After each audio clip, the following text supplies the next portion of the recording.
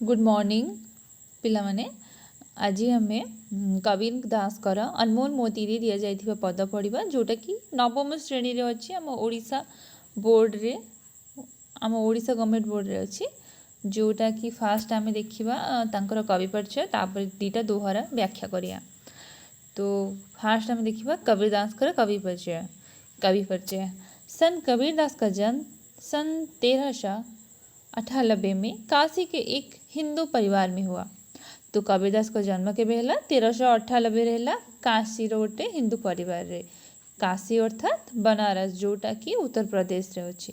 पर उनका पालन पोषण नीरू नीमा नामक मुसलमान जुलाहा दंपति ने किया। तो पालन पोषण किसने किया? जोड़े नीरू थिला ता स्वामी और नीमा तार स्त्री पत्नी। तो नीरू नीमा नामक मुसलमान दंपति ने उसका पालन पोषण किया। इसलिए कबीरदास को हिंदू और मुसलमान दोनों के गुण मिले।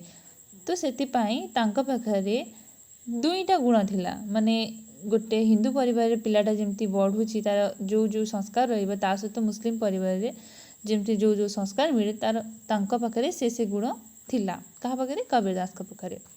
कबीर को किसी विद्यालय में पढ़ने का सुयोग नहीं मिला। तो कबीरदास एक गरीब परिवार में थे तो उनको कहीं भी पढ़ने का सुयोग नहीं मिला, अर्थात से को विद्यालय को जाई नहांती। लेकिन वे बड़े तेज बुद्धि वाले बालक थे। वे जुलाहों का काम करते थे। से तेज बुद्धि वाले माने से कौन कहती तांकर बुद्धि बहुत प्रखर थिला। ता सहित से कौन करथिले? जुलाह जे सिलाई बिलाई करती कपड़ा बुनिया काम करती कहती जुलाह। वे जुलाह का काम करते थे। दुनिया को देखकर उन्होंने बहुत कुछ सीख लिया। समाज में व्यक्त बुराइयों को देखा, उन्हें बहुत दुख हुआ। लोगों को अच्छी बातें सिखाने के लिए वे कमर कसकर खड़े हो गए। से समाज रे जहाँ भी कुप्रथा थिला ता उपरे से निजर मत रखुथिले और लोक मानकु ठीक दिशा ठीक रास्ता देखौथिले।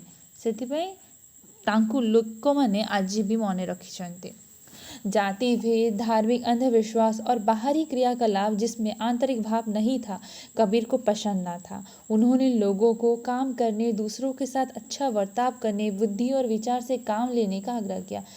उस समय के हिंदू और मुसलमान दोनों संप्रदाय में फैले धार्मिक अंधविश्वास, सामाजिक रूढ़ियों, बुरे तथा अमानवीय रीति रिवाजों एवं कुसंस्कार को मिटाने को कबीर डट कर खड़े हुए। उन्होंने जाति भेद या जाति धर्म से परे जीवन के मानवतावादी दृष्टिकोण को अपनाया, जिसे गृहस्थ और सन्यासी, हिंदू और मुसलमान, शैव और वैश्य, शाक्त और योगी एवं सिद्ध आदि स्वीकार कर सके। तो ये कौन कह मध्य जुग टाइम रे कबीर को टाइम पीरियड 1398 ख्रीष्टाब्द। तो से टाइम रे जहाँ भी माने समाज रे जेतिकी कुप्रथा थिला ता उपरे से आक्षेप करथिले कि से कहूथिले एटा भूल अच्छे, ठीक रास्ता लोक मानकु देखौथिले। सेथिबाई से जुग जुगे प्रसिद्ध रहिबे। ता सहित तांकर से जो कथाटा समस्ते जो माने लोके माने ग्रहण करें। जमती से उन्होंने जाति धर्म से परे जीवन के मानवतावादी दृष्टिकोण को अपनाया, जहाँ मानविकता दृष्टिकोण जोटा ठीक सेटा से कहते से कथाटा को गृहस्थ और सन्यासी दोनों जो माने सांसारिक रूपे जीवन निर्वाह करती सहित सन्यासी से माने ता सहित हिंदू हो कि मुसलमान हो, शैव जो माने शिव को उपासना करती कहते शैव, तथा वैष्णव जो माने विष्णु अवतार उपासना करते वैष्णव। तो से माने हूँ कि शाक्त शक्ति उपासना जी करती शाक्त, और योगी माने योगी कहते जाकू, एवं सिद्ध और योगी एवं सिद्ध आदि। सिद्ध माने बौद्ध धर्म रे जो मानता कहते सिद्ध आदि स्वीकार कर सके, कथा को समस्ते ग्रहण करें। कबीर ने तप तीर्थ व्रत संध्या नमाज आदि के बदले माने से कहते कि तप करिया दरकार नहीं, कि तीर्थ करिया दरकार नहीं, कि व्रत करिया दरकार नहीं, कि संध्या जो आमर अच्छी कि नमाज जो पढ़ती मुस्लिम माने सेटा फास्ट नुह। फास्ट हूँ आमर नैतिकता, नैतिकता, सदाचार, अच्छा आचार माने आम भितर गोटे नैतिक गुण थी दरकार। ता सहित भल आचरण, ज्ञान और भगवत माने आमर कौन कहती ठीक ज्ञान कौन ठीक अच्छी कि भूल अच्छी सेटा फास्ट। तापरे भगवत माने भक्ति, भगवान के प्रति सच्चा भक्ति रहा दरकार माने कौन कहती आम जो भगवान को मन पकाउछु पूरा आंतरिकता रूपे मन पकड़ा दरकार ना कि एमती नॉर्मल आम कौन माने जमती कि नमाज पढ़ले कि कले किंतु ठीक रे भक्ति रही सेमती नहीं भल से माने भगवत प्रेम पर जोर दिया उन्होंने। उसके बाद साखी शब्द साखी का अपभ्रंश रूप है। इसके बाद क्या कहा गया है साखी, तो ये कबीर के साखी है। साखी शब्द साखी का अपभ्रंश रूप है। यह शब्द ज्ञान और अनुभूति का प्रतीक है। तो साखी का जो शब्द जो है उसका किसका प्रतीक है ना, ज्ञान और अनुभूति का। यह वह ज्ञान या अनुभूति है जिसे स्वयं कवि ने अपने अंतःकरण से साक्षात्कार किया है।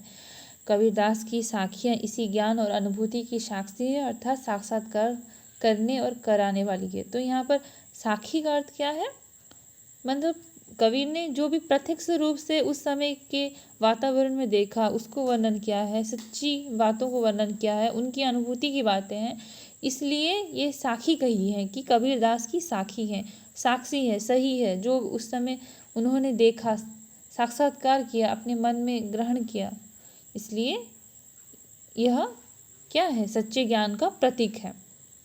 तो ये था कवि परिचय। तापर देखा आम कबीरदासकर दोहा अच्छी दीटा दोहा दि जाइए। पहला दोहा आम पढ़ा जमती कि मनीषा जन्म दुर्लभ है देह न बारंबार, तरवर थे फल झड़ी पड़िया बहुरी न लागे डार। तो दोहा इस प्रकार है कि मनीषा जन्म दुर्लभ है।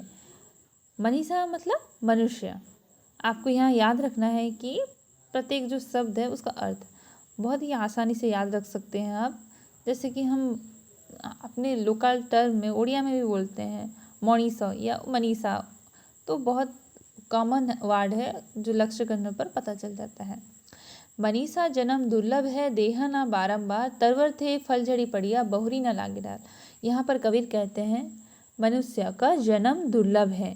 देह, देह जो है शरीर, देह का अर्थ क्या है, शरीर, जो कि देह न बारंबार, शरीर जो है बार बार नहीं मिलती।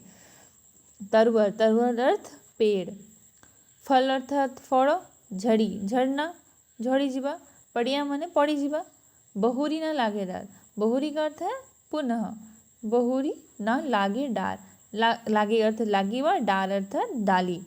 तो यहाँ पर क्या क्या कठिन शब्द है, एक है मनीषा जिसका अर्थ है मनुष्य, दुर्लभ, दुर्लभ का अर्थ है मिलना मुश्किल, देह का अर्थ है शरीर, तरवर का अर्थ है पेड़, डार, डार का अर्थ है डाली, जुरे, जुरे का अर्थ है जुड़ जाता, डार का अर्थ है डाली। इतना देखेंगे, जुरे जो है उसके बाद वाला है। तो यहाँ पर कबीर क्या कहते हैं, इसकी व्याख्या की गई है इस प्रकार। संसार में मनुष्य का जन्म दुर्लभ है।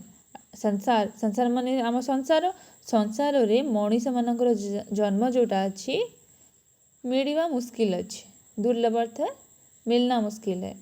मनुष्य की देह या शरीर बार बार नहीं मिलती, मनीष को जो आमर शरीर मिली सेटा बारंबार मिले नहीं।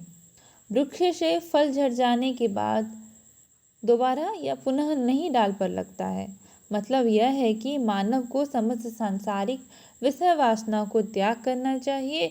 इस क्षणभंगुर शरीर के रहते साधना के जरिए ईश्वर की उपासना करनी चाहिए, तभी दुर्लभ मानव जीवन का सदुपयोग हो सकेगा।